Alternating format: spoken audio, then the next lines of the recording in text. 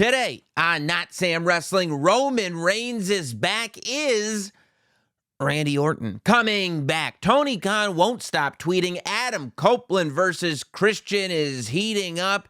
And this week in CM Punk returns triumphantly. This is Not Sam Wrestling.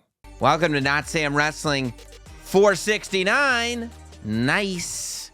It's been a very busy week. It's been a very busy week in this world of professional wrestling. It's been a very busy week for me. If you feel like you don't get enough Sam Roberts on Not Sam Wrestling, in the last 7 days, I was a guest on WWE's The Bump, which you can watch on Peacock. I was a guest on Corey Graves' After the Bell, hosted the most recent edition of After the Bell alongside Corey Graves, and Kevin Patrick, of course, which you can get on the WWE's YouTube channel and wherever you get podcasts. And even on Friday, went in, did the last few segments of Busted Open, and much to my surprise, and it was a legitimate surprise, they didn't tell me it was happening, honestly, because they weren't confident that he would get there, but he got there, baby.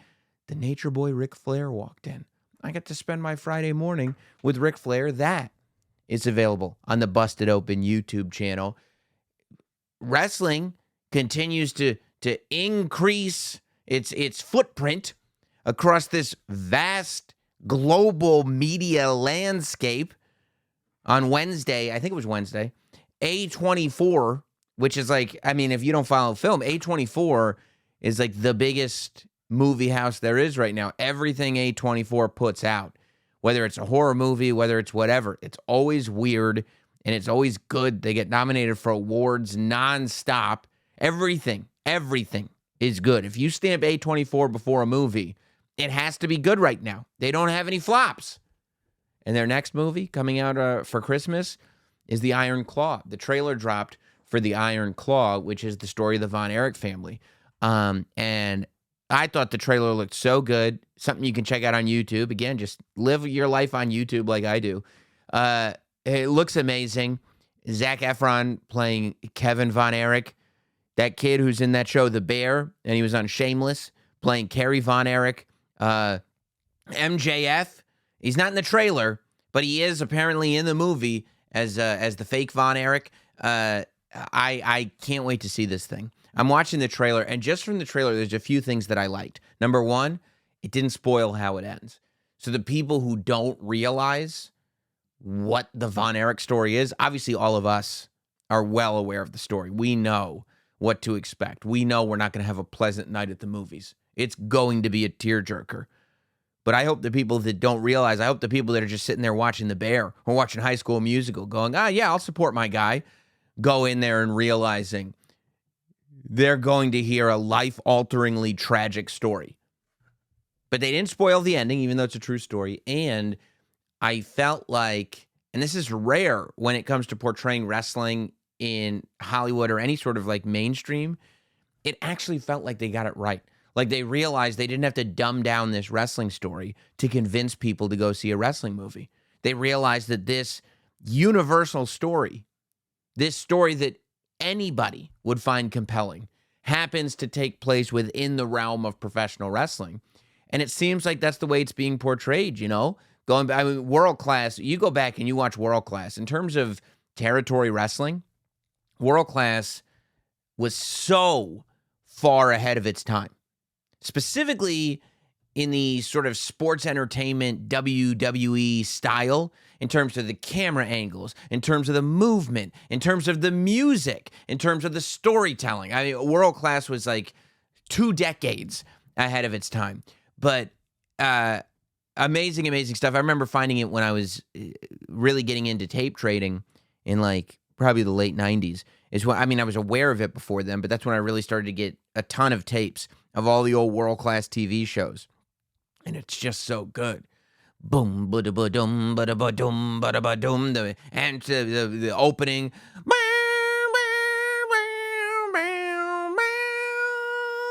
Boom, boom, boom, boom. The opening would play. You'd have all your stars, Iceman, King Parsons, and the gentleman, Chris Adams, and everybody. It was so great. And, of course, the Von Erichs and the Freebirds. But watching it and seeing just in the trailer what felt like an accurate portrayal of at least the aesthetic of wrestling back then. And seeing the Dallas Sportatorium shown like right there on the trailer, this building that's now been torn down, but was an absolute landmark in the world of professional wrestling. It got me so excited. We don't get a lot of great wrestling movies. And I already looking at the trailer, my expectations are that this is very likely going to be the best wrestling movie since The Wrestler, possibly even better, because the Von Erich story is just so incredible. The highest of highs, the lowest of lows. I honestly, I can't wait to see the film. But we don't need to talk about movies based on wrestling, because sometimes wrestling becomes a movie. I am so thrilled, not just because I did all those shows, not just because we got the trailer for the Iron Claw, but I am so thrilled because I get to come to you today and once again dive deep into the story of the bloodline for the first time since August. Roman Reigns returns to SmackDown, and if you have spent any time with this podcast, you had to know that I was sitting there transfixed. I am just the biggest Bloodline era Roman Reigns fan there is, and Roman coming back to SmackDown did not disappoint. It was like, Dad's home. The boss returned to the show. It was that kind of vibe where it's like, we've all been having fun because the guy in charge, the tribal chief, hasn't been here. But once Roman showed up, everything changed. The whole mood of the show changed.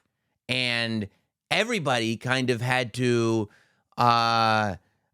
be responsible, take responsibility for all of their actions that had taken place since Daddy was gone, since Roman Reigns hadn't been on the show.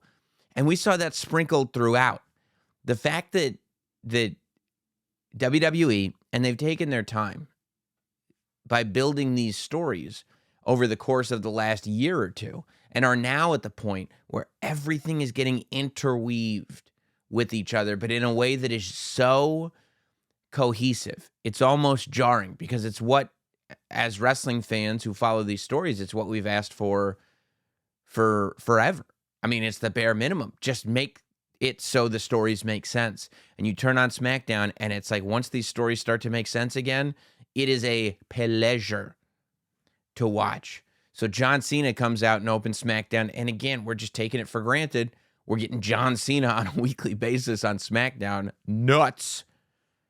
He comes out and he opens SmackDown only to get interrupted by Roman Reigns, which it's like, okay, John, it's cute that you're here, but Roman's here. And you realize that there is no one. They finally got Roman to that point where it's like, regardless of who's on this show, that guy is the centerpiece. And it's not just because the company wants it to be so. It's because the audience accepts it. That's what's different. There have been plenty of times where WWE tried to portray Roman as the centerpiece of a show, and the audience just simply rejected it. We've gotten to the point now where the audience accepts it. And not only accepts it, but it's a given. It's just the reality of the situation. So Roman interrupts John Cena and, kind of goes, it's cute that you're here, but acknowledge me. This is my house. I can be gone for as long as I want to. When I get back, it's mine again. And the first thing that not the first thing, but one of the early things that you have to notice as Roman walks to the ring, and it was acknowledged on commentary, which I love that it was acknowledged, is Paul Heyman looks refreshed again. We talked about it last week, maybe the week before, that I had that eureka moment where I realized that the reason that Paul Heyman hasn't been using his hair dye, the reason Paul Heyman has had shows where he looks unshaven and unkempt, where maybe he's not going to the makeup chair before he hits the camera. It's not exaggerated. It's not cartoonish. It's not like he's disheveled and he's wearing the Baron Corbin shirt and his hair isn't combed. It's the little things. He's still trying to present himself. But right under the surface, you can see that this guy's falling apart. Everything is better again because Roman's home. The hair is back on point. He's tanned and made up, clean shaven, fresh as a daisy. And it's like, yeah, that's the impact that Roman has on the wise man. And that's the difference that we've pointed out for years. That everybody else that has been a quote-unquote Paul Heyman guy, when you're a Paul Heyman guy, it really is giving a lot to Paul Heyman in terms of who's in charge here. It's going, yeah, I'm a Paul Heyman guy. I follow what that guy says. Roman Reigns is not a Paul Heyman guy. Paul Heyman is a Roman Reigns guy. That's a huge difference. And one that even with Brock Lesnar, when you really look at the dynamic between Paul Heyman and Brock Lesnar was a Paul Heyman guy. CM Punk was a Paul Heyman guy. Michael McGillicuddy was a Paul Heyman guy. Paul Heyman is a Roman Reigns guy. It's a totally different dynamic.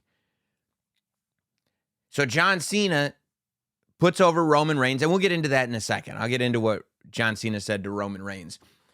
But in saying, look, no beef, Roman, no beef, he specifically said, you're the man. I haven't earned it. He basically, gave Roman his props as the Iron Man, as the guy who's held that title for over 1,100 days. So it can't be touched. John Cena never came close, and he hasn't earned a title opportunity. But I know someone who has. L.A.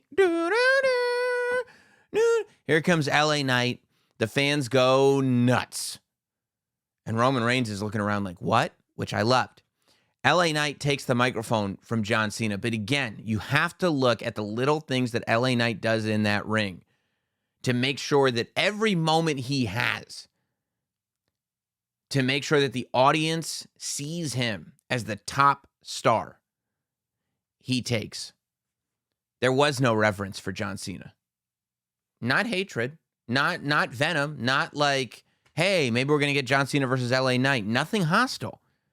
Just know, oh, John, it's such an honor. None of it. When John Cena handed the microphone to LA Knight, symbolically passing the torch to LA Knight, he was staring right at LA Knight, and LA Knight was staring ahead. LA Knight was staring at Roman Reigns. LA Knight was looking at the crowd. LA Knight wasn't looking at John Cena. LA Knight wasn't going, oh, thank you so much, John Cena. Nope. LA Knight was accepting the microphone as if, obviously, this is what you're going to do. What else would you do in this situation? And then he starts going after Roman Reigns. Great promo. Big moment for LA Knight. First time that, and again, I've been talking about this week after week, every moment that LA Knight has, I feel like is a test. It's the match with The Miz where John Cena raises his arm. It's John Cena and LA Knight tagging. Now, for the first time, LA Knight and Roman Reigns are in a ring together. I believe that there may not be a level of commitment to LA Knight that is like, yeah, for the next 3 years, you're the guy. I believe it's like, okay, they're into you. Let's see if they're still into you. Let's see if they're still into you. And now you've got to stand toe-to-toe with Roman Reigns. And we're going to listen to the audience and see if they buy it. Do they buy the fact that you're the next guy to challenge Roman Reigns? And not only did the audience buy it, but they wanted it wholesale.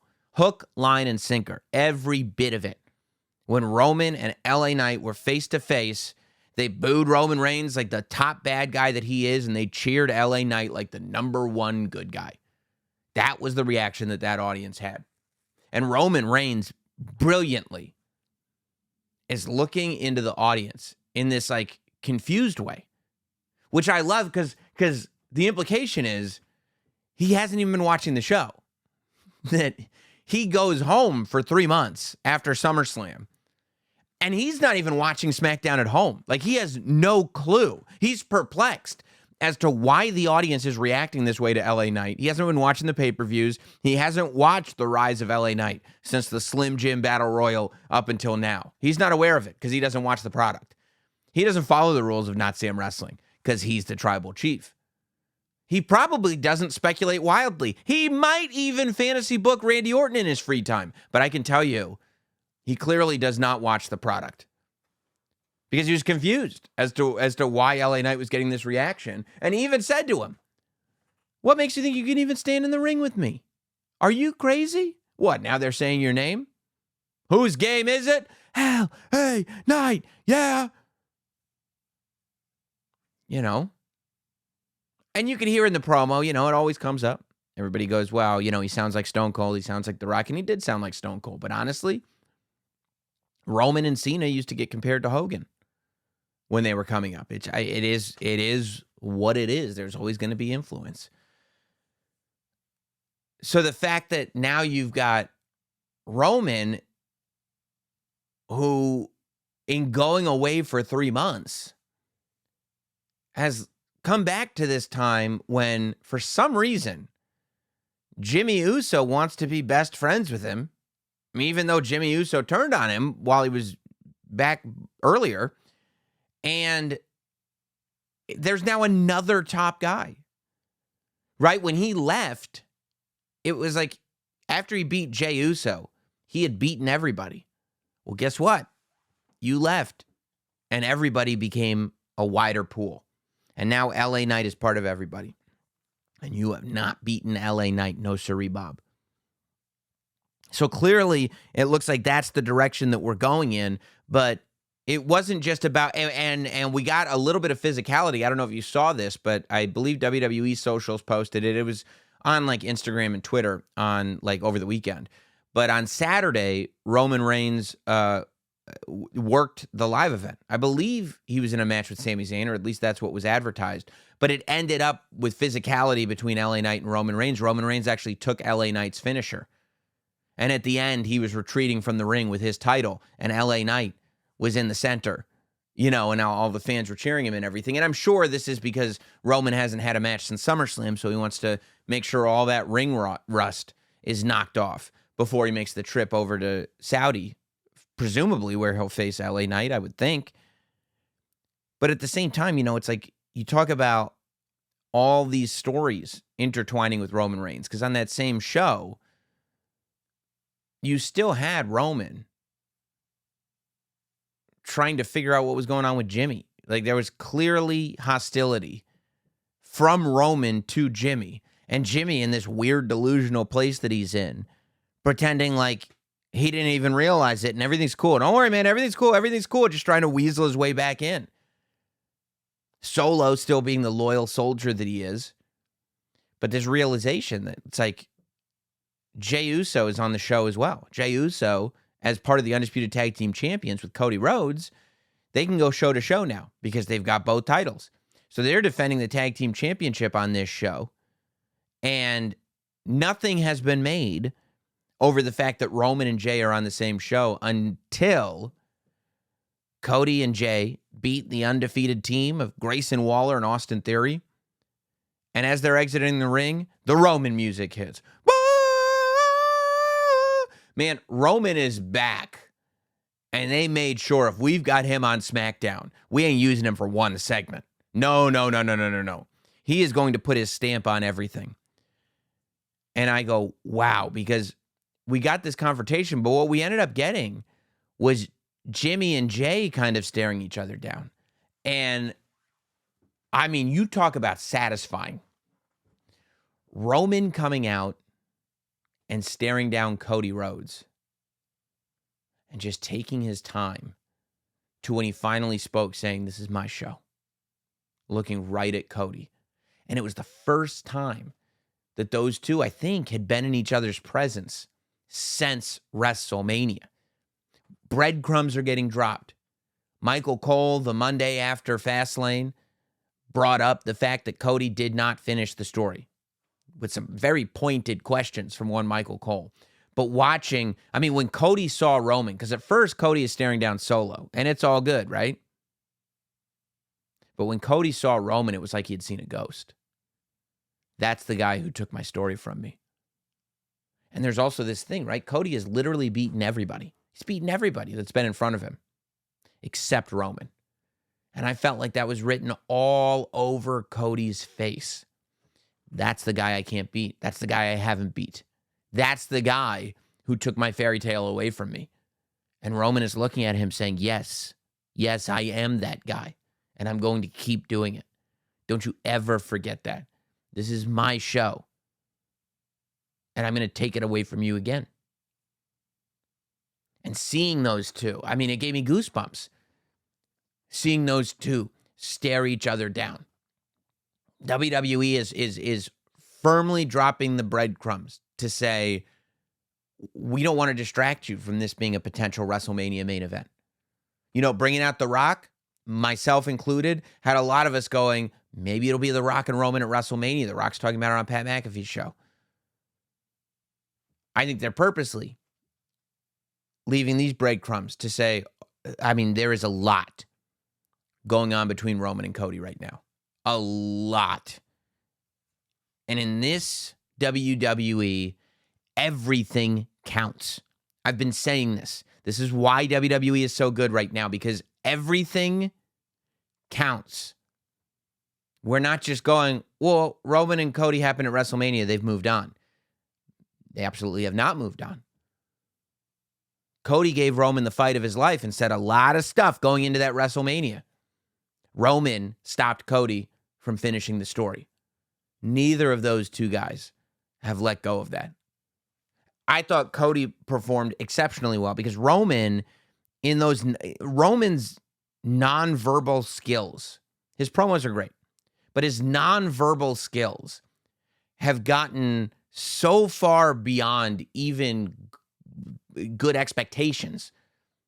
They're just so excellent that he's telling the whole story just with his face, just with his eyes, just with the way his jaw is being held. And Cody was able to match that. You saw every bit on you saw anger, you saw insecurity, you saw all of it, all over Cody Rhodes' face. And that, to me, is what made that face-off so very special. And I don't think we're going to continue to see Cody and Roman moments leading up. I just think it's one of those things where every now and then, there's just going to be a little reminder that Roman doesn't like that Cody is looked at as the top guy still. And Cody doesn't like that Roman didn't allow him to finish the story. But like I said, everything counts, you know. Roman reacting when Kevin Owens was announced as being the guy. You know, when Jey Uso was traded to Raw, the announcement was made that eventually SmackDown would get a pick and SmackDown would get a superstar over there.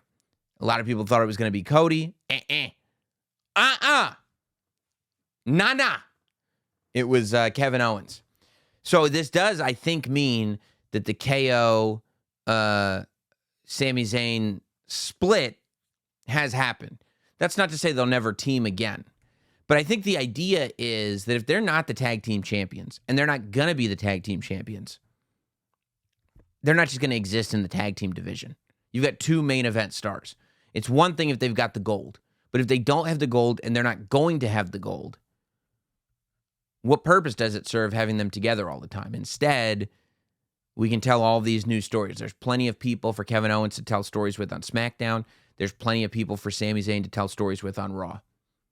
Maybe we're gearing up towards Sami Zayn going after the World Heavyweight Championship. Maybe this is a way that Sami Zayn can get one of those top titles, that Sami Zayn can have a run as a top-tier champion. Imagine Sami Zayn as the World Heavyweight Champion. It could be really, really cool. And then, of course, you know, the main event with LA Knight and Solo Sikoa and all that. It was great. It was all great and so many seeds planted for what lies ahead. But I tell you, there's been a lot of discussion coming off of this and before it, quite frankly, about the fact that John Cena is introduced as the greatest of all time, John Cena. A lot of debate greatest of all time. Why do they keep saying he's the greatest of all time? What even is the argument that John Cena might be the greatest of all time? And for me, Roman Reigns even took exception with it in the promo. I'm the GOAT. John Cena said, yes, you are. I bowed down. I acknowledge you, my tribal chief. Which, good for John Cena. But I think the thing that makes John Cena arguably the greatest of all time, and the greatest of all time, I mean, I'll call anybody the GOAT. Anybody who's awesome, I'll be like, yep, he's goated, he's goated, he's goated. I don't care. Like, let's not be so stringent, right? Throw out as many flowers as you want to throw out. If you can make an argument that someone's goated, make the argument that someone's goated. What makes John Cena potentially the greatest of all time is, I think, his level of giving back to the business. Beyond Make-A-Wish, beyond everything, his level of putting the business first. And we talked about that with him a little bit earlier this year when he was here on Notsam Wrestling. The interview's up on the Notsam Wrestling YouTube channel. But the fact that he is as unselfish as any top guy has ever been. The thing that we talked about in the interview was the fact that he main evented WrestleMania 28 with The Rock, lost. Main evented WrestleMania 29, beat The Rock, got his win back. And instead of going, okay, now I get put over everybody. Now going forward, now that I've beaten The Rock, I need to just go beat everybody, which he could have, and a lot of top guys would. He never main evented WrestleMania again, right? I mean, WrestleMania 30, he's with Bray Wyatt. WrestleMania 31, he's with Rusev. You know, WrestleMania, what was it, 34, he gets, 34, he gets squashed against The Undertaker. Like, he never does a WrestleMania main event again. Not only that, but he wrestled in the opening match of this year's WrestleMania and lost. Not only that, but you could see it in the ring on SmackDown. His only purpose for being there on SmackDown was to take every bit of credibility that he has earned, and instead of allowing people to throw a parade for him, he first puts over Roman Reigns as going, I don't even deserve to have an opportunity at that title. That's something I've never done. You're the man. Then he also puts over LA Knight. And then when Roman Reigns and LA Knight start going back and forth, he becomes set decoration. He's just there as a tippity-top guy to go, well, since I'm a tippity-top guy of all time, I'm just going to go and talk about how great LA Knight and Roman Reigns are, and then become set decoration and let them two take it. There's almost nobody that would do that in the top guy category. Most of the time, people are driven by egos. You know, they'll go over and they'll do what's right for business. They'll put someone over. They'll do whatever, but they'll want to make sure that they get theirs too. Yeah, but I want to get mine too. Right? If they're going to let somebody beat them, you could beat me, but I'm going to kick out right after 3. So people, it's like little things like that. Where it's like, okay, but did you really? Was this really about the other person? I don't think so. With John, I think so. The only person I think that even comes close to giving back to the business on the level that John Cena has, in my opinion, with my limited perspective of watching as a fan, is probably The Undertaker. The Undertaker, who's always been there, that's always taken on whatever match the company needs him to, that will put people over. You know, he didn't want to lose to Brock Lesnar. He said it in interviews. That wasn't his choice. Vince said, I need you to do this. He said, you got it, boss, whatever you need. You know, I mean, and that's, you look at who was at NXT on Tuesday. John Cena and The Undertaker, of course. So, you know, I just think that is something that we should acknowledge while we're talking about awesome people doing awesome things. Speaking of awesome, I brought up NXT. The Tuesday Night War this week was so fun. As a fan, it was absolutely spectacular. I jumped on the Not Sam Wrestling YouTube channel and actually watched both shows live. and did a running commentary. There's like a 2.5-hour live stream that's still up on the Not Sam Wrestling YouTube channel if you want to check it out, where I'm live reacting to everything that went on both shows. And this is the great part about having real competition, especially when it's head-to-head, is that when it's head-to-head and when you have competition like this, they are fighting for your eyeballs. And it's not just about the head-to-head competition. It's not like NXT only did this because of the head-to-head competition. I don't think it takes a rocket scientist to look at the fact that they just signed their deal for SmackDown to come back to USA. They specifically said this doesn't include Raw. Raw is up for grabs. They've been telling everybody who will listen that we'll move any of our shows like this. The rights are up next year, and we are looking to see what Raw's home is going to be. Maybe it'll stay on USA. Maybe it'll go to a streamer. Maybe it'll go to a network. Maybe it'll stay on Monday. Maybe it'll go to Thursday. Whatever. We're ready to do whatever you need. I firmly believe that instead of making Raw and NXT a package, they're looking to increase the interest and the viewership in NXT so they can sell that as a third TV property. And instead of having 2 massive TV deals, have 3 massive TV deals. Now, that's the overarching goal. Clearly, there's a reason why, yes, we've been having main roster infusion on every show, but only one of them had John Cena, Cody Rhodes, Paul Heyman, LA Knight, and The Undertaker. And that was the one that went head-to-head with AEW. And I don't think there's anything wrong with that. On a night where interest is going to be irregularly high, instead of whatever NXT usually gets, 800,000 viewers, combined, you're looking at whatever it was, 1.5, 1.6 million people watching both shows. That means there were like double the amount of wrestling fans watching wrestling on a Tuesday than there usually are. Which means that if you can get people, say lapsed NXT fans, that maybe stopped watching after 2.0 became a thing, and go, hey, this is what NXT looks like now. I know a lot of people who said, yeah, I hadn't been watching NXT, but that looked cool. I'm going to tune in next week. Which is why it's imperative to maintain momentum, to not just tune in next week and have it look totally unfamiliar. And I think that they did a great job with that. Ultimately, the fact that they had their women's breakout tournament match, the fact that Ilya Dragunov was in that opening segment with Cody Rhodes, the fact that you had Cody Rhodes, interacting with the Tony D'Angelo family and with everybody, the fact that the main event, even though it involved all the set decoration from the main roster, was Carmelo Hayes and Braun Breaker, that John Cena was there. But not only was he interacting with Carmelo Hayes, but he was also interacting with Trick Williams and furthering the Trick Williams story that we're going to see play out on NXT.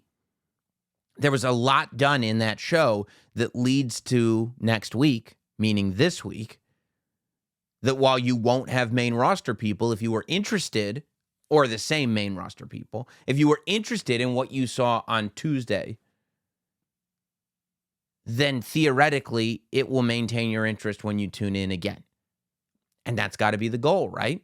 Whether it's Cody making the Bada Bing Tag Team Battle Royal, Bada Bing, Bada Boom Tag Team Battle Royal. I mean, look at what you've got. The Bada Bing, Bada Boom Tag Team Battle Royal. You have Cody tweeting out that he did one last thing as the general manager. You'll find out what that is this week on NXT. They set up the number one contender triple threat that they're going to have with Carmelo Hayes, Baron Corbin, and Dijak.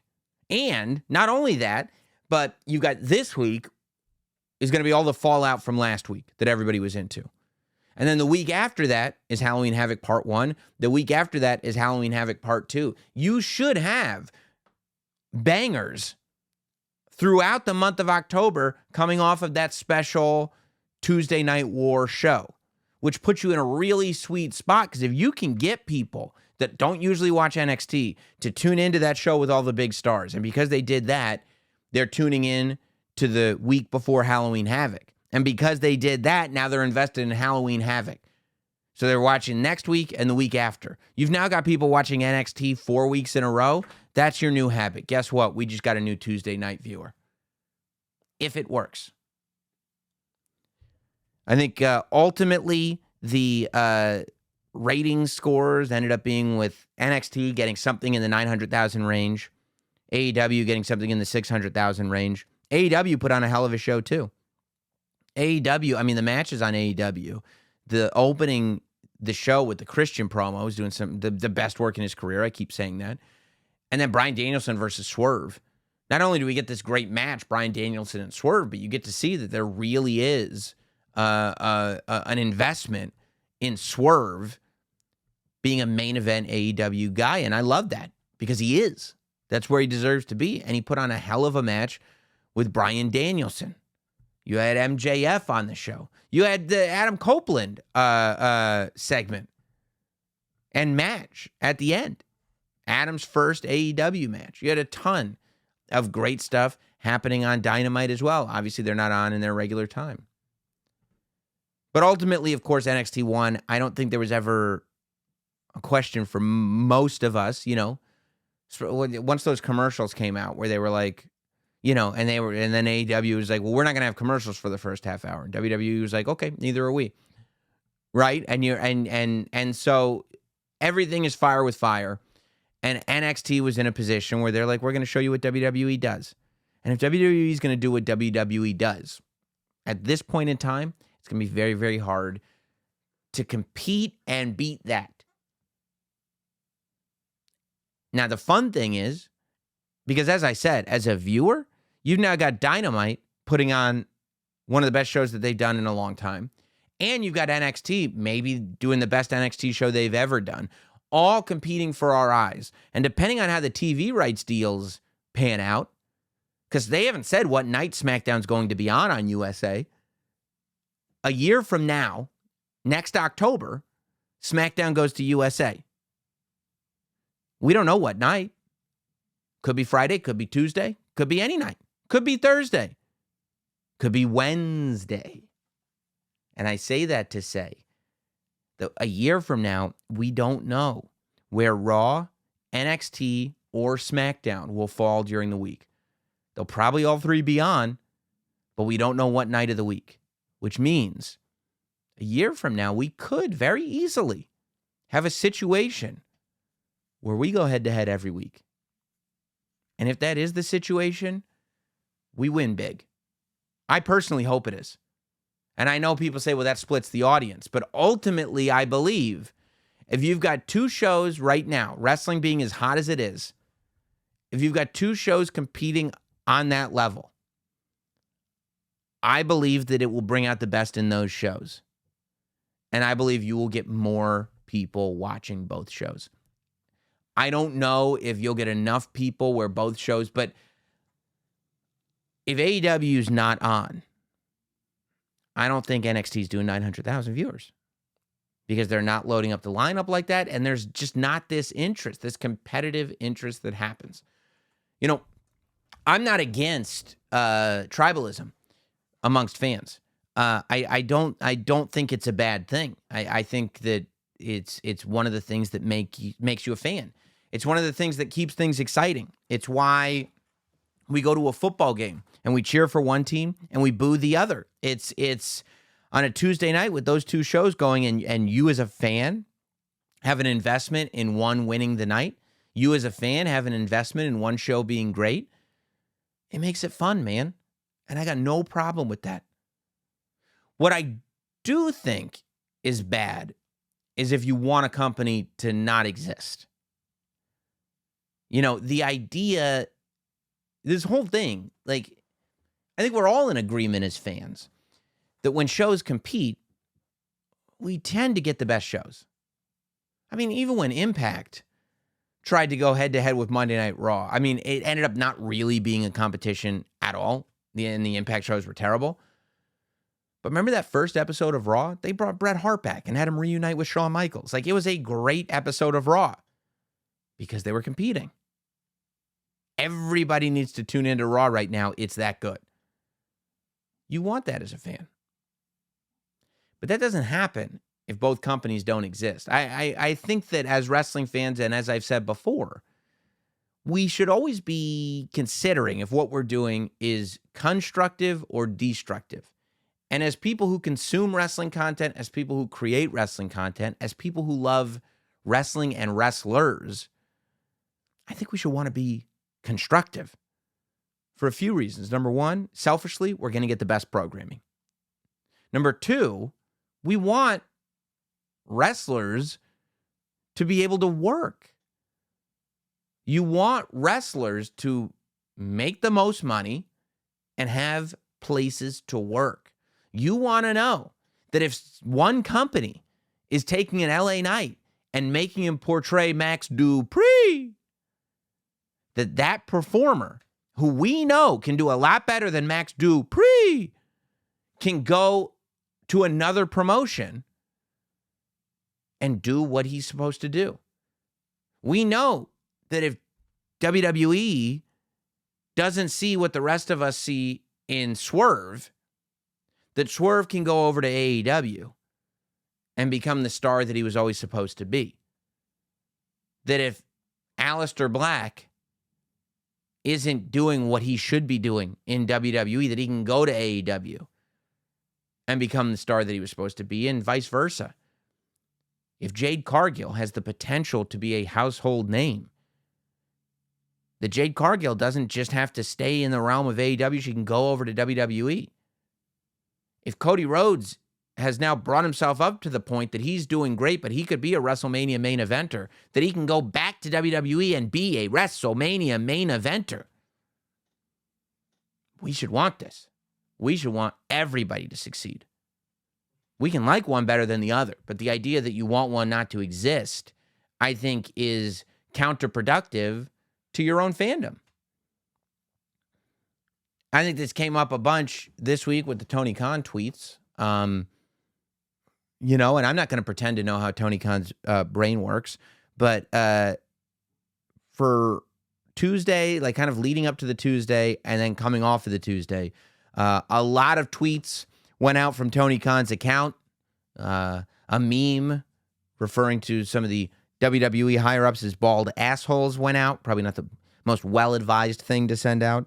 Tony Khan tweeted, "This week, 2 active decades-long rating streaks from 2 great legends were ended, with all due respect, until this week's head-to-head AEW on TBS versus WWE on USA." By the way, it was NXT. Neither John Cena nor Undertaker had ever been on a WWE show with under 1 million total viewers and under 400K in the demo. I mean, it's not a great argument. It's not even a great insult. It's like, they beat you by a third.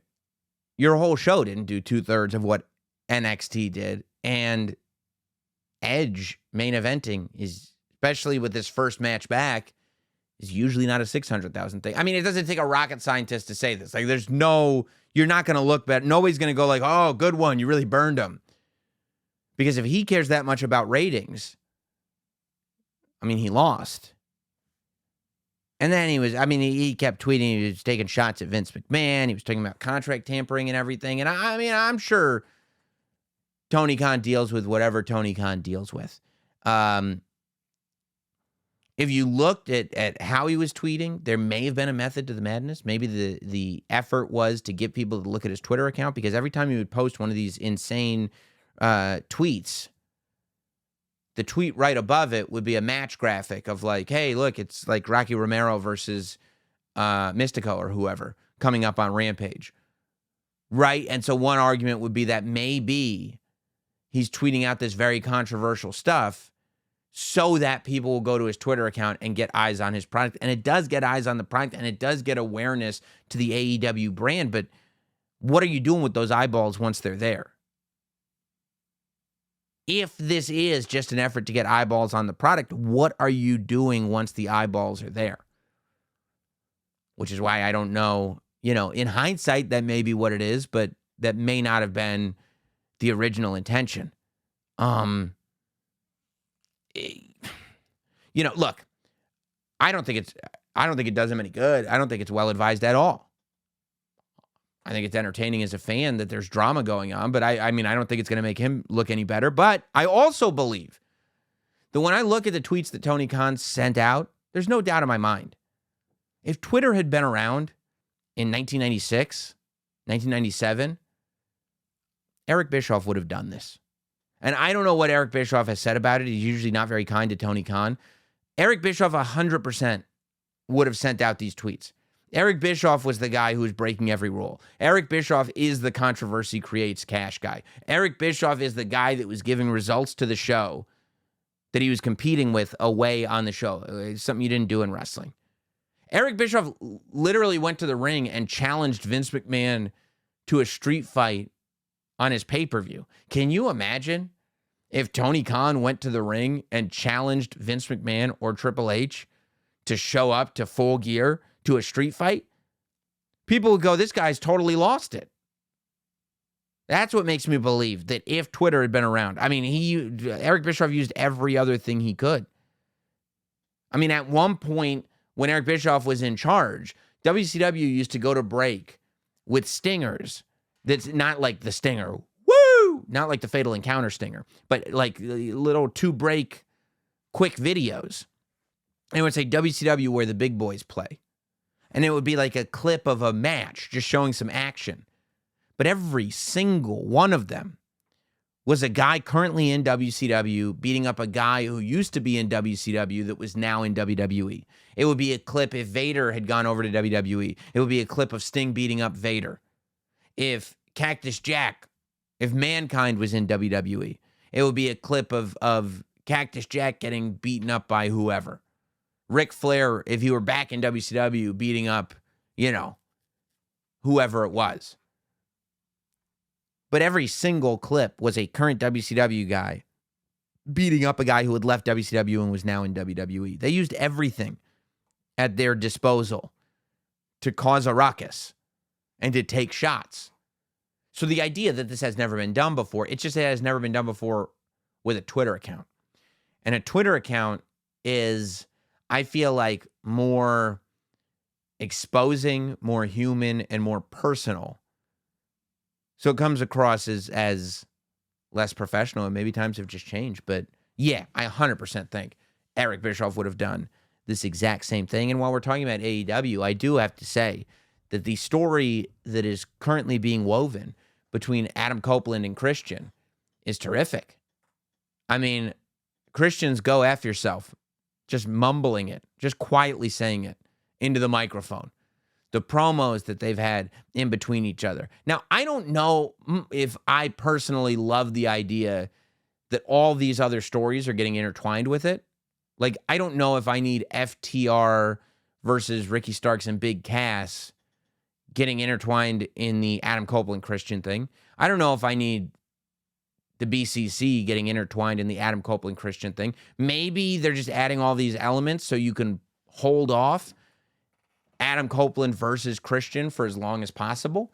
Maybe you don't want to do it at Full Gear. Maybe you want to do it longer, and if you can have more elements, then you can do, Edge and Bryan Danielson versus Christian and Luchasaurus at the pay-per-view. And then that way you don't get to Christian versus Adam Copeland until whatever. If they do a December pay-per-view, if they do a January, February pay-per-view, whatever it is, that could be the reason. But if it's not, I don't know. I kind of wonder what would happen if Edge turned heel. If this whole thing ended with, what if Christian beat Adam Copeland? What if when they finally had their match, Christian beats Adam Copeland? And then the next Dynamite show, Christian is mixing it up with somebody else. Adam Copeland comes running out. We all think that he's going to beat up whoever it is attacking Christian. And instead he defends Christian and he spears the guy beating them up. And I don't know if maybe he doesn't join Christian, but maybe Christian gifts him Nick Wayne or something like that. So Edge does have a second. Because what I still would love to do, I'm sorry, I keep saying Edge, Adam Copeland. What I still would love to do is get Adam Copeland back to a place, if they're going to call him the rated R superstar, back to, WrestleMania 24 era Edge, Edge heads era Edge, coming right off of the Ultimate Opportunist, like just the dastardly heel. It doesn't have to happen right away. At some point, I would love it if Edge told the story and became this guy of, look, I'm not here as a veteran to put over the young guys. I'm not here to work with the young guys and to make it better. I'm not even here to make AEW better. I'm here to get. I'm here to take. I'm here to be the man, to make the most money, to get the most action figures, to be in all the video games, to be on every show, and most importantly, to have the title. The greenhorns back there have no idea the stuff that I've done in this business to make sure that I get ahead. And I'm ready for another run. I didn't get my last run. He could say, because, yeah, I've been around the block, and yeah, I'm a veteran. But I had 7 years stolen from me. 7 years. I'm not on my retirement run. I'm making up for lost time. And all these kids want to come in here and think that this show's about them. This show's not about them. This show's about me. And that would lead to us getting a heel Adam Copeland versus a babyface MJF for the AEW championship. If Adam Copeland was like, yeah, I'm not here to bow down to the next generation. Because the simple fact is that MJF is a flavor of the month. MJF has been over for a year and a half. I've been over for a decade. You know how many main events I've been in? You know how many moments I've had? You know how many people I've worked with? And I'm still the man. It's easy to do this when you're in your 20s. Do this for 20 years, and then you tell me who's the top guy. And I'm not going to sit here and have MJF have his moment when I haven't had mine. So MJF, I'm not here to build you up. I'm here to take it away from you because it's my time, not yours. And then he does whatever he has to do to destroy MJF's legacy. He becomes the asshole. He becomes the ruthless guy. He becomes the heel against MJF. And that doesn't have to happen in 3 weeks. That could be a year from now. But eventually, I'd love to see it because I think that Edge still has it in him. But that's wild speculation. And speaking of wild speculation, there's a lot of speculation that is running wild about rule number 3. I am getting requested again. Sam, is it time? You told us you would tell us when it was time to break rule number 3. Is it time to break the rule? Is it time to fantasy book Randy Orton? And the answer is absolutely not. No, of course not. Rumors have started circulating again. Oh, I don't know, but Fightful Select said it this time. I don't care who said it. I don't care who said it. I've heard it before. I've heard it so many pay-per-views, Randy Orton's returning, and he doesn't return. Randy Orton is reportedly training at the PC, and we have seen photos. We know he's at least been to the Performance Center. He's supposedly training at the PC. He's been gone since May 2022. And they say that they're getting ready to bring him back for Survivor Series. Who says, you ask? The internet. So it has to be true. I'm not getting burned again. You want to get burned again? Get burned. Get burned. But I'm sitting here and telling you, they told me who was buying WWE. They told me this one was returning. They told me that one was returning. They told me this one was building a faction. They told me that one was building a faction. They said this one's going to be the champion. They said that one's going to be the champion. They were wrong. They led me astray one too many times, and I'm not going to sit here and just because one quote-unquote news story has resulted in every wrestling account on Instagram and Facebook putting out a graphic that says it's going to happen, it means absolutely nothing to me until it happens. You're not going to trick me. I'm not saying it's not happening. I'm not saying it's inaccurate. I'm saying I don't know that it is accurate.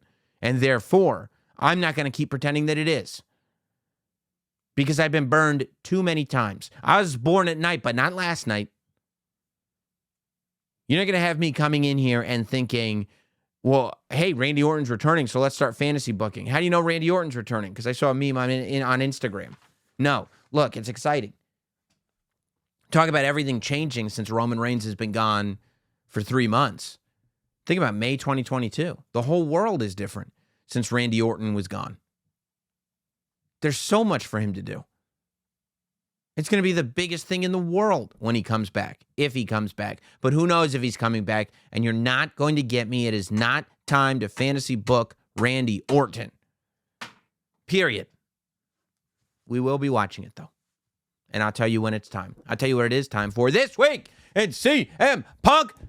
That's right. It's not over yet, baby. We still got another This Week in CM Punk, because now, last week's This Week in CM Punk was that he was in talks with WWE, again, just like Randy Orton, to come back at Survivor Series. And I saw every Instagram account had a meme that CM Punk was coming back at Survivor Series. Now, This Week in CM Punk is that he wants to come back. Get this. And he talked to WWE about coming back, and WWE turned him down. I mean, if this isn't screaming internet wrestling gossip, I don't know what is. These are non-stories. These may or may not have an iota of truth somewhere sprinkled in there. It's fun to talk about. It's hilarious if it's true. But there is nothing that I have read, no matter who has said it, that would lead me to believe that I can matter-of-factly tell you, the way some people matter-of-factly tell you, that actually happened. How would we know that? What source would that come from? That CM Punk asked WWE to come back and WWE said no, and that was it in the end of the conversation. Where is that coming from? Because there's no way that anybody who's in that room would give you that information without it having a direct purpose. And if it has a direct purpose, you have to question the veracity of the information. So it's got a lot of people talking. And it's fun to talk about. And you can speculate wildly. That's part of the rules. But I said take it with a grain of salt, as many grains of salt as you want. He is not any more or less likely to be returning at Survivor Series or any other time than he was last week or the week before or 2 weeks before that. CM Punk is still totally on the table in terms of fantasy booking. What would you do if? It's certainly nowhere near definite that he is coming back, and it's certainly nowhere near definite that he ain't coming back. Even though I saw the meme on Instagram, just like you. And while we're talking about great segments that everybody loves here on Notsam Wrestling, I'm not talking about emails.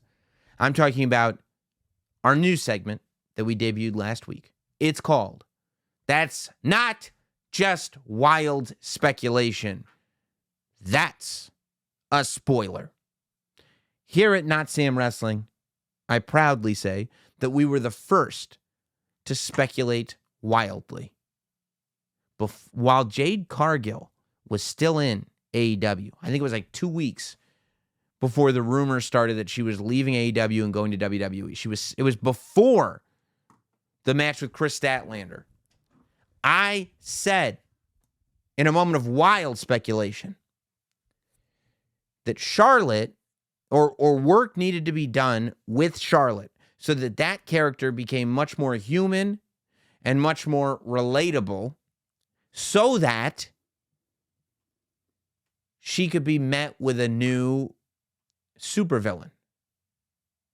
What you want, I said then, is for Charlotte to show some humanity, show vulnerability. For the first time, the Queen seems like a real person, and then this new superhuman, what Charlotte used to be, comes in and threatens her reign. And that superhuman was Jade Cargill. I said it then. Jade Cargill, the doomsday to Charlotte Flair's Superman.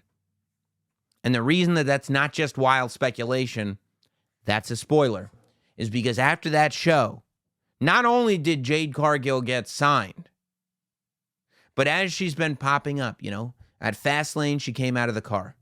At NXT, she came out of another car in another insane outfit that I can't believe she just drives around in. And then on SmackDown, she shows up again in blue from head to toe. And what does she do while she's there? She doesn't get out of a car. We didn't see the SUV that drove her up. Instead, the first thing that Jade Cargill does in terms of interacting with another member of the WWE roster is stares down Charlotte Flair. People have brought up the matches. Jade versus Bianca. Jade versus Rhea. Jade Cargill versus Charlotte Flair is Doomsday versus Superman. Jade Cargill versus Charlotte Flair is I'm coming for your spot.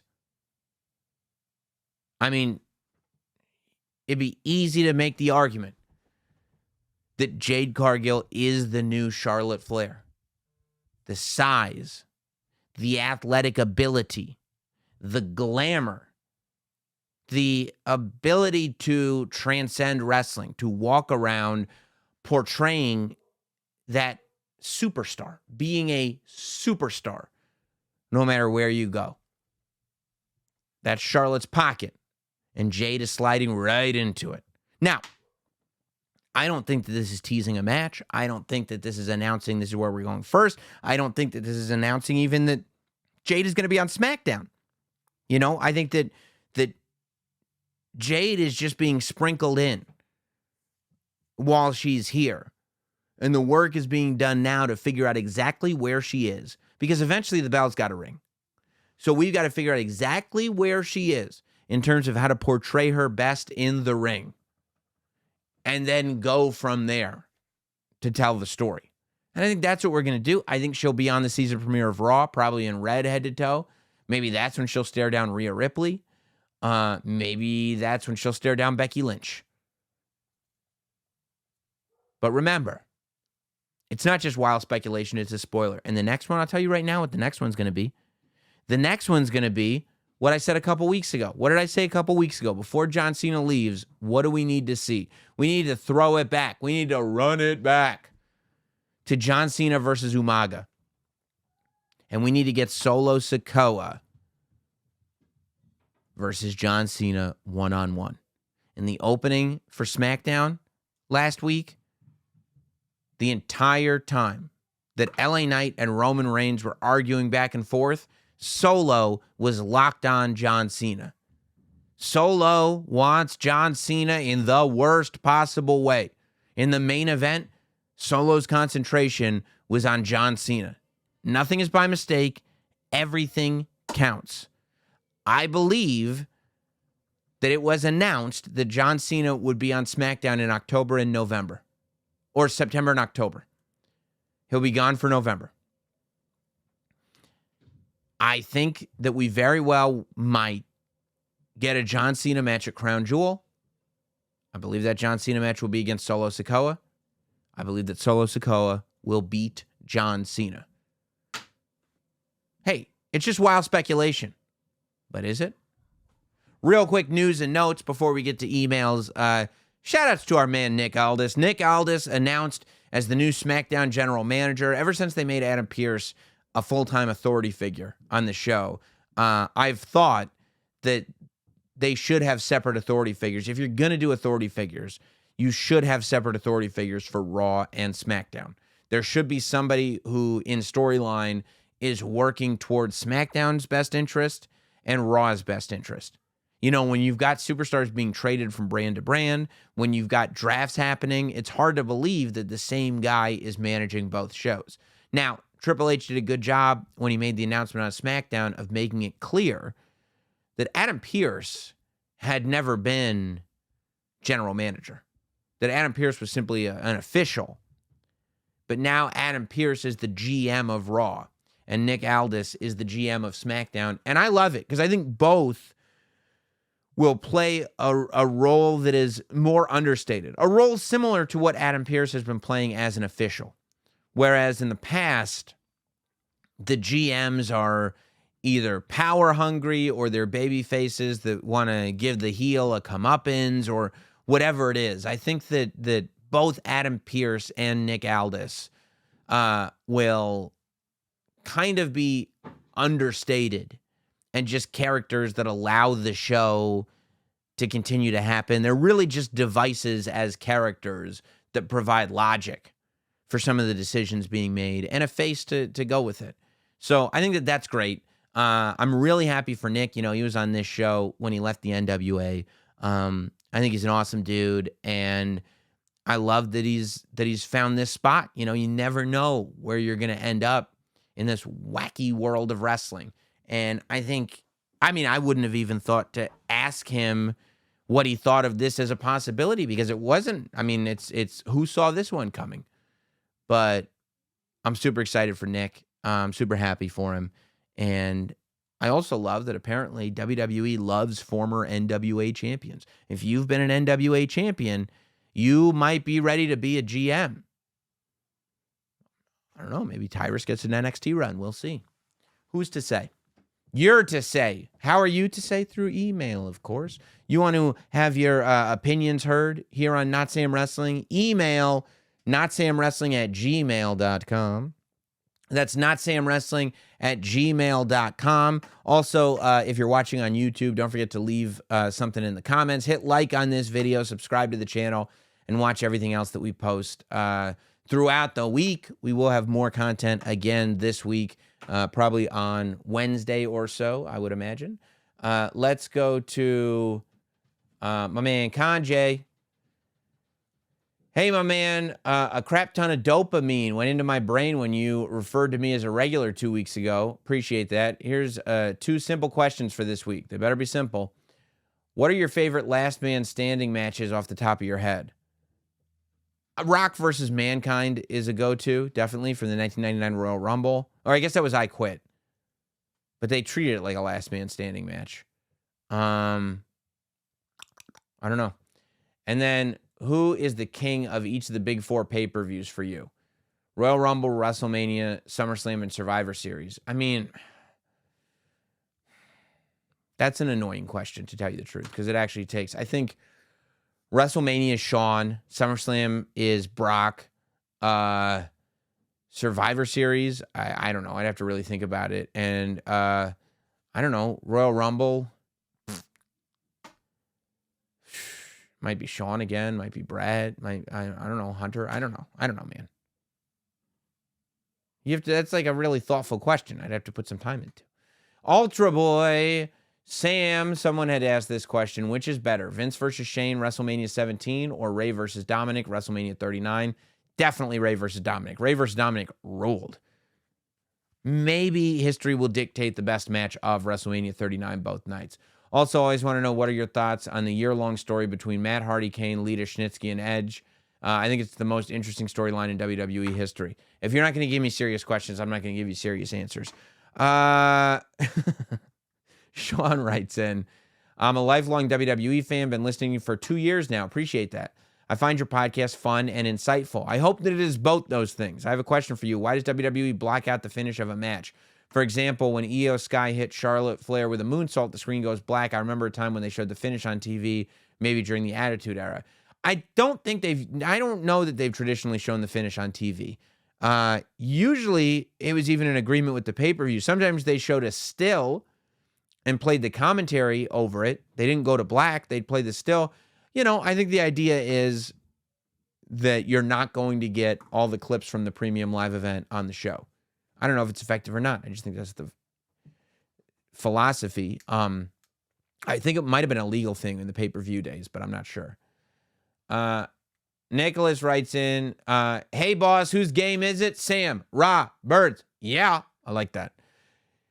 Can you explain the frame in the upper left? It looks like a drawing of a vintage Mattel figure with your face on it. Wild speculation, forced to be separated. Sami, Kevin Owens will turn heel and will interfere in a tag match to make Cody and Jay lose the title. If Cody and Jay lose the titles, then they go to Raw. They're both Raw stars. And is the idea to go with Jay versus Kevin with Kevin as a villain. Again, Jay's a Raw star, so I don't know. You'd have to walk me through that one. And this drawing right here is actually a drawing of myself done by, if you're watching on YouTube, you can see it behind my shoulder, done by Ron Rudat, who drew all of the original WWE Hasbro action figures. He designed them. So he did this drawing. It's an original by him, and it's me as a Hasbro WWE action figure. Let's see. Kid Boo, he writes in, what's the haps? Want to say keep up the good work. I know flirting will get me a long way. It will. It absolutely will. I just would like some form of the video essay-like podcast to return. What are you talking about? I enjoy the wrestling history lessons, which is why I go back to watch your show on WWE Network. Yes! As a fan, I would like more of these, please, including one where you fantasy book the past. Hey, bro, don't talk to me. Hit up WWE. If they want to bring back Notsam on the WWE Network, it ain't because I've been saying no. Hit them up. You want a season 2? All I got to do is order them apps. Also, I find it funny how 3 weeks ago we wanted Roman versus The Rock, and all it took was a stare down on SmackDown to get us wanting Cody versus Roman too. Basically, I'm saying we should let the WWE cook. They're on a really good run. Bro, you said it. 100% right. Couldn't agree with you more on both points, but yes. Let them cook, dude. Let them cook, and we'll be here to comment on it. They haven't always known what they're doing, but today, they know what they're doing. Poncho writes in, first-time emailer, my man. Quick question, hypothetical situation that both world titles are busy at this year's Mania. Who do you think is a worthy opponent for LA Knight to keep his momentum going? That's a great question. Okay.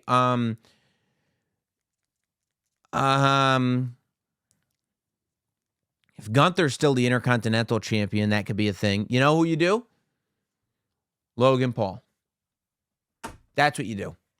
LA Knight versus Logan Paul is my WrestleMania match. As a matter of fact, at the end of Logan Paul's atrocious fight with Dylan Dennis, he called out Rey Mysterio. If he beats Rey Mysterio for the United States Championship, let's say at the Royal Rumble, and then he keeps the United States Championship, I say LA Knight versus Logan Paul for the United States Championship at WrestleMania. How do you like that? I like it. I'm actually pretty proud of myself. Joel, love the pod. Always look forward to it. Appreciate that. I have a speculative question for you. I don't have a problem with that whatsoever. With where the bloodline is and has been over the past number of months, I feel like we might be getting a fatal four-way match for the titles between Roman, Jay, Jimmy, and Solo at some point sooner than later. Maybe. Should this happen and happen before WrestleMania 40? I don't know. I don't see it happening, to tell you the truth. I don't think it should happen. I don't know the benefit of it. Roman beat Jay. Like, who in the bloodline? I think, where Jimmy's at, I don't see how it would make sense. Roman would win, and the other three would look like idiots after it. I just don't. It doesn't work for me, brother. At some point, Solo turns on Roman, and I feel like Roman goes babyface. I've been saying that for, I feel like, a year at this point. But, yeah, I don't need a four-way match between the bloodline, personally. But I'll tell you when we get there, I'll probably change my mind based on the story. I'm letting them cook, baby. I'm letting them cook. Chris writes in, I acknowledge you as the best wrestling podcaster. I appreciate that. And absolutely loved your appearance on the After the Bell podcast. I appreciate that. The conspiracy theory KP brought up about the bloodline was fascinating. Yes. My question is, have you ever guest hosted Raw or SmackDown? If not, how can we make that happen? Good question. I have not guest hosted Raw or SmackDown. I have been a guest backstage interviewer on SmackDown last year. I did that. I don't know. Tweet Michael Cole or something. I don't know. I don't know who makes those calls, but they're not calling me. Find out who makes those calls. Tell them to call me. I'll be there. Put up the Not Sam signal. I'll be there. Dean writes in, what do you think of the term number one contender? I feel that back many years, WWE used this term all the time to describe challengers for titles and even had number one contender matches very frequently, but have seemingly gone away from this. Do you think they should use the term more and even bring back these type of matches? Yeah, it started to become like a championship opportunity instead of number one contender. Yeah, I mean, I like the term number one contender. I mean, the logic might be, well, who's the number two contender? We don't list, like, there's no list, so how would you know? Also, they might want to give themselves the runway to have somebody win a championship opportunity, but not be the next guy to face the champion. And if you're the number one contender, there shouldn't be anybody fighting for that championship before you. But yeah, I mean, I like the term number one contender. I've never had a problem with it. Jacob writes in, how do you feel about Brock Lesnar ending Kofi Mania with one single F5? I thought it was great. It was terrible. What do you mean, how do I feel? Have you ever met anybody that was like, man, that was great when that happened? It was the biggest bummer ever. It was like they gave us the most amazing moment only to be like, yeah, that was for you. We're going to do one for us now. It was a huge bummer. Huge bummer. I mean, look, at least it was Brock, so it's not, and it was for the greater good, I suppose, but could have given Kofi a little offense there, a little bit. Oh, coming in from India, I don't want to ruin your name. Divvy, I'll just call it. Div, what up, Div? I've been listening to your podcast for a very long time. Appreciate it. In my opinion, Drew was the perfect candidate to dethrone Roman, who seemed believable to me apart from all the other challengers that faced Roman, including Cody. What's your opinion on this? I think Drew was the perfect one, and then Sami was the perfect one, and then Cody was the perfect one. I think LA Knight will be the perfect one. Maybe, and it goes on from there. Cody will be the perfect one again, and The Rock will be the perfect one. That's what's so great about this reign. That's why you got to let WWE cook, as that last emailer said. That the only thing that makes it okay that they didn't execute at the perfect time to take the title off Roman Reigns is somehow they always find another perfect time to take the title off Roman Reigns. And they still don't do it. Let's see. Kevin says, first-time emailer. What do you think of Rhea Ripley helping McIntyre turn heel and winning the title from Rollins and thwarting Priest at Crown Jewel?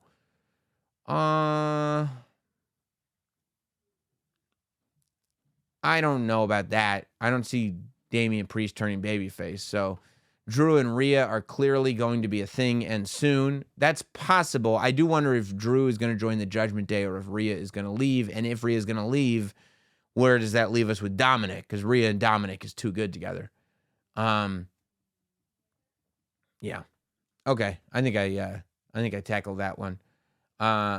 Simone or Simon. First-time emailer. Thank you for the content. Always the highlight of my week. I appreciate that, man. I would love your opinion on this wild speculation. LA Knight wins the Royal Rumble and challenges Seth. Okay. Gunther, who will have lost his title at a certain point in time, puts himself in the match. Gunther pins LA Knight. Everybody wins. Seth can take time off without being pinned. LA Knight can main event WrestleMania. Gunther gets a well-deserved world title. Yeah, it doesn't work for me, pal. I mean, LA Knight doesn't win in that scenario. LA Knight loses twice. Because, yeah, he won the Royal Rumble, but then he didn't get his one-on-one match, and he lost, and he's the one who got pinned. I don't see LA Knight shining coming out of that, especially because going into that match, everybody's going to want to see LA Knight win. I mean, everybody's going to think that, you can actually, the idea I would think would be LA Knight wins by pinning Seth. Seth goes away, and then Gunther chases LA Knight. Works a little better for me, but Gunther pins LA Knight. I mean, you got the whole crowd saying his name. You want to bury him in a stadium? That's not cool. Avik says, what do you think when do you think WWE would change up those horrific tag titles? I live in the UK, and it looks like the wrestlers wear giant 10 pence coins around them. I used to have those 10p coins. I grew up in England. I spent 4 years in England as a kid. I had those 1 pound coins, the 10p. Went to Woolworths. It was great. P.S. would be cool if you came to London to do a live show. Find a venue. Find a venue that'll fly your boy in, and I'll do a live show there, and I'll do 10 live shows there. I love London. Yeah, I mean, I think they'd have to commit to the fact that they're not going to split up the titles. And it's been a long time. It's been like a year or more since they've had them combined, and I don't see them splitting up anytime soon. But I think they wouldn't want to get a new belt and then split them again. So I think that's, and then, yeah, I think that's the only holdup. Okay, Jason, what did you think of the trailer for the Iron Claw movie? I'm going to let that slide. I already talked about it, but maybe it wasn't so obvious I was going to talk about it, but I already talked about it. Let's see. Just want to let you know, you're the best wrestling podcaster in the world today. I agree. Keep up the good work. Since Wardlow has returned, I noticed that the tape on his left hand is written as MJF. Yes. And I'd love to see that feud just like last year, but this time with the roles reversed. MJF is a face, Wardlow is a heel. My question is, how do you see that story playing out? Yeah. Okay. No, I'm with it. I've seen the MJF written on his tape. I love that idea. I love the idea of Wardlow tearing through the whole roster just so he can get to MJF.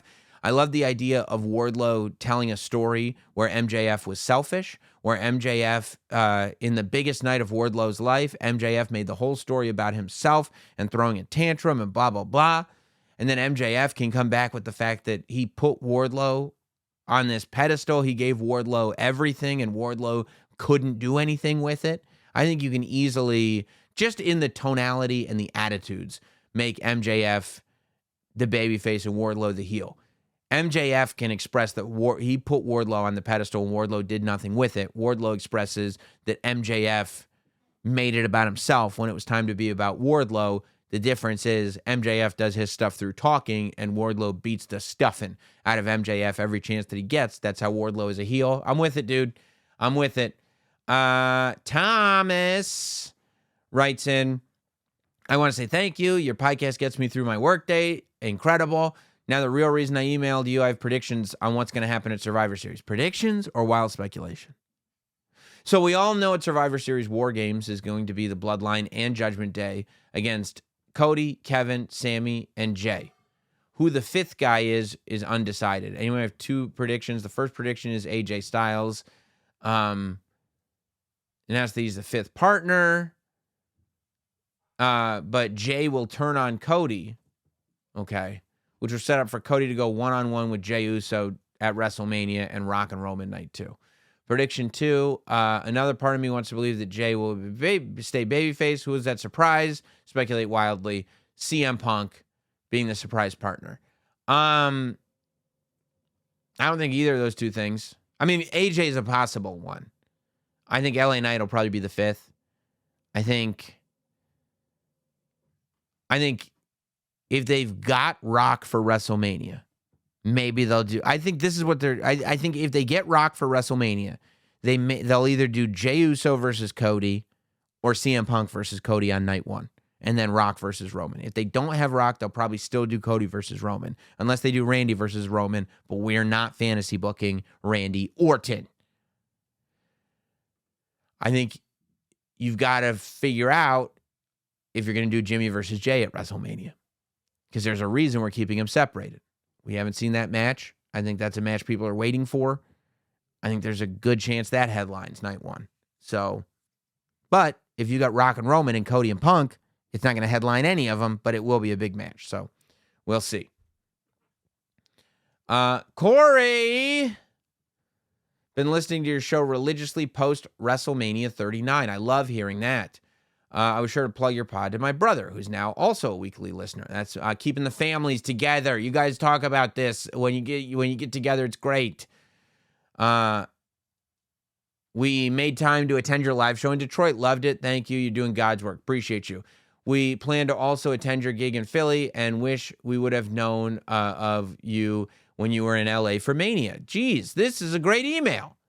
All right, now that I've got that out of the way, being a psycho collector of vintage wrestling t-shirts, figs, and general wrestling memorabilia, and knowing that you like to scratch that figure itch yourself, my question is, if you could propose a new Mattel Creations crowdfund, what would you choose and why? I've been thinking we need a Lex Luger accompanied by a Lex Express bus, American flag, soft goods, trousers, and that mid-90s bad attitude. Haha, keep up the great work.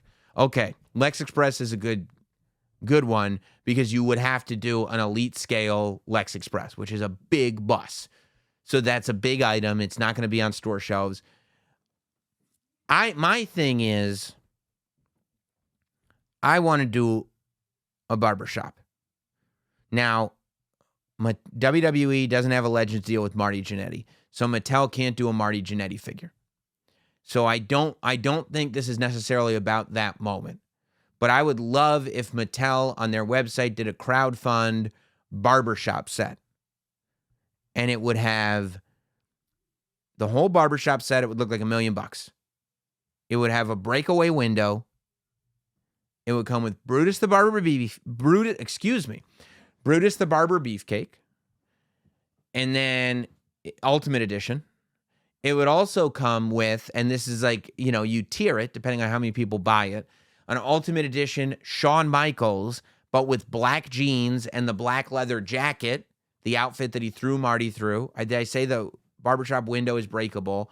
And it would also have an Ultimate Edition Sid Justice that had an alternate head that was full of shaving cream from when he destroyed the barbershop and it was the end of the barbershop.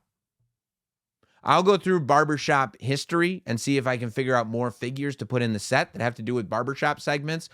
But I would love it if Mattel crowdfunded a barbershop set. They're doing an LWO box set. They're going to put it up for pre-order in November. And then it'll be up for 2 weeks and then gone. But it's an elite scale pack of all 5 LWO members. And so I'm excited about that. But yeah, barbershop is where I would go. Let's see. The 3 rules of Notsam Wrestling. First time emailer. If you can't pronounce my name, you can call me by my other name, Martin. All right, Martin. 14-year-old from South Africa. I think the reason why Shinsuke didn't win at Fastlane is because, by the way, I love that you're going to be a very smart wrestling fan. Because this is not for idiots, this podcast. This is not for big dummies. There's other wrestling podcasts out there that are for the huge dummies of the world. This one is not for the dummies. So the fact that you're 14 and already listening to Notsam Wrestling, you're going to be so far ahead of the curve when it comes to being a wrestling fan. I think the reason why Shinsuke didn't win at Fastlane is because if he had won, there wouldn't be enough baby faces on Raw to challenge him for the title. You could say Cody, Jay, Sami, and KO, but I think those 4 are still tied up with Judgment Day and Bloodline. What do you think? I think the Bloodline is tied up with every baby face because there aren't enough heels on Monday Night Raw. And if you put the title on a heel, then all the baby faces would be able to rise up. Also, you're the best wrestling podcaster in the world. I would agree with that. And anyone who is watching / listening and hasn't subscribed, you better subscribe. Also, I live by the 3 rules of Notsam Wrestling. You are a good man. Oh, this is the opposite. Lindsay says, Dear Sam, I unsubscribed to your channel today because the way you address fan emails made me remember that there's still a stigma about being a wrestling fan, and sometimes you dismiss your followers in a very hurtful way. I enjoy your content, but how you responded to me just stuck with me all day and actually depressed me. I was so excited to see you on a pre-show. Happy for your success. Please don't bully your fans. Some of us really root for you, and it hurts to be so dismissed. Lindsay, let's be fair. First of all, everything on Notsam Wrestling is in good fun. We all know this. And second of all, if this just happened just now, that means that you either heard or saw me dismiss many fans who are writing in. This is what I do. I dismiss. I do it with love, with peace and love. I don't mean anything by it. And I'm sure anybody that I've dismissed, anybody that writes an email into this show, you and I would have a great time hanging out together. I'm sure of it. But I might be dismissive in my tone at times. And that's my cross to bear. But it is not fair to everybody else for you to get mad when I'm dismissive to you, but not get mad when I've been dismissive, because I've been doing this for weeks. I'm dismissive to everybody. So don't just get mad because I got dismissive to you. I'm sure that you have many good ideas. I don't remember what I was dismissive about. I apologize if I made your day any worse. I like to be constructive, not destructive.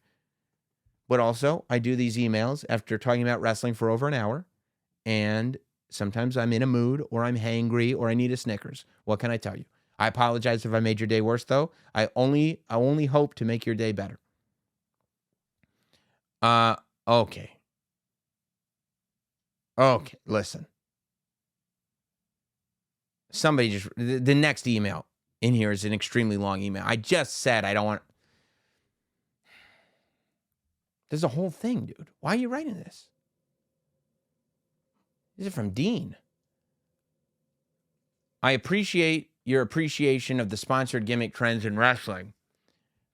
From aggressively branded Pizza Hut and Cinnamon Toast Crunch matches, inevitably won by Rey Mysterio to Texas Chainsaw Massacre Death Match, Slim Jim Battle Royal, right. But the WoW brand integration doesn't have to revolve around a single match. I'm talking an entire PLE of thematic profiteering. So for the love of marketing and pro wrestling, okay, you're just getting yourself over here, bud. But I present to you WWE MasterCard presented by MasterCard. That's all right. That's kind of funny. A shamelessly booked card of unprecedented matchups and brand engagement hosted by the Master, Chad Gable. So it's Chad Gable, the Master, versus Chris Masters. Steel cage match presented by Masterlock. Carlito versus Mr. Fuji, first bite match presented by Apple. Trent Seven versus Noam Dar. Supernova 11. Heritage Cup Championship presented by 7-Eleven. Okay, Sergeant Slaughter versus Lacey Evans. Boot camp match presented by the Marine. TJP versus MJF presented by TJ Maxx. Demon versus Braun Strowman presented by Monster Energy. Valhalla versus Paul Heyman presented by Oracle. Hornswoggle versus Enzo Amore. Laptop ladder match presented by Microsoft. Oh, soft. All right. Okay, I'm glad I stuck with it. This one's actually funny. The Rock versus Val Venus presented by Johnson & Johnson. Okay, I'll give it to you. I don't like these long emails, and you were just trying to get yourself over, but the Johnson & Johnson match is hilarious. Last email from James. Big fan of the show. Love the way you're able to be analytical without being negative. I love wrestling. Why would I be negative? Constructive, not destructive. My question is, do you think WWE putting the tag straps on Jay and Cody is related to potentially pivoting to a Rock Roman main event at WrestleMania 40, a tag feud with Jimmy Solo feels likely? Could those evolve into single matchups at Mania? Jimmy versus Jay, Cody versus Solo? It's all very possible. You know, I think the great thing about WWE right now is there's a plan A, B, and C. All of them make sense. All of them have great payoffs. That's why it's so good to have multiple stories interweaving, because we can just get off on any exit of the highway that makes sense for everybody. It's great. You're great. I'm great. Everyone's great. Hope you had a great time listening or watching Not Sam Wrestling. Make sure you subscribe to the YouTube channel, youtube.com/NotSamWrestling. If that's where you're consuming the podcast, then leave a comment, like, subscribe, do the whole deal. We'll have more content coming later this week. If you're listening on Apple, make sure you leave a review, leave a rating. If you're listening on Spotify, I think there's a Q&A thing you can answer. You can also leave a rating. It's all very, very helpful. Appreciate all of you. And I will see you later this week for more great Not Sam Wrestling content. Toodaloo.